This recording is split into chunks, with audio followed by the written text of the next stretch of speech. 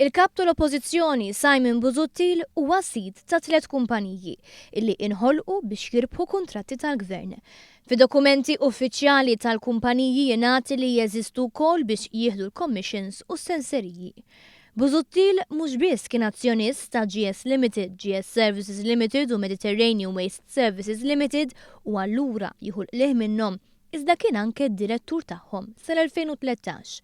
Dan ifisser li fl-istess żmien meta Simon Busuttil kien membru parlamentari Ewropew, delegat speċjali ta' Laurence Gonzi u saħansitra viċi kap tal-Partit Nazzjonalista kollha pożizzjonijiet ta' poter u li kellhom influenza kbira fuq id-deċiżjonijiet tal-gvern, Simon Busuttil kienet imexxi wkoll dawn il-kumpaniji privati illi kienu qed jieħdu l-kuntratti mill-gvern. F'konferenza tal-aħbarijiet il-Ministru Edward Zammitlu istqar li Simon Busuttil kien f'pożizzjoni fejn seta' faċilment abbuża minn dan il-poter.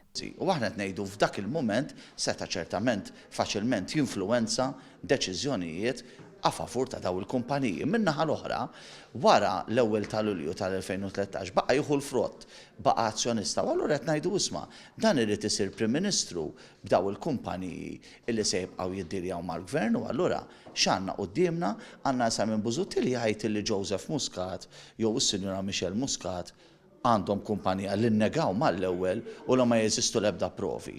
Min-naħa l-oħra għandna Simon Busuttil li għandu 3 kumpaniji. Iktar minn hekk intqal kif fi żmien meta Simon Busuttil kien direttur, l-awdituri indipendenti li għamlu l-final accounts tal-kumpaniji ta' Busuttil ma kienux komdi jiċċertifikaw waħda minnhom u l-oħra lanqas biss iridu jagħtu l-opinjoni tagħhom dwarha. Dan iqajjem ukoll suspetti.